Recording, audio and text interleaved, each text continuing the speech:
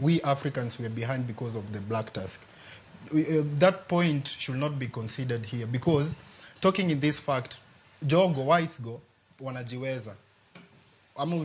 Kuna mostly to high percentage wanajiweza. So unapata mzazi ana prefer mtoto kuendelea kivyake, because already that inherit the mwandu majaniolo. So we Africans, we are in the third world country.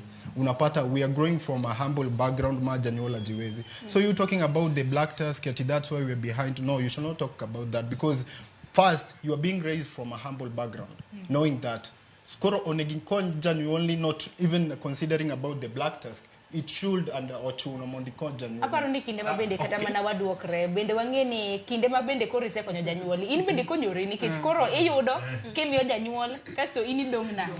Apa ni gimana wacho gi. Bende makelo ni miyo koro imbe nyithindi. In bende pono ni puonjogi, iwacho ni an bende wapuonjgi gibiro konya mbele.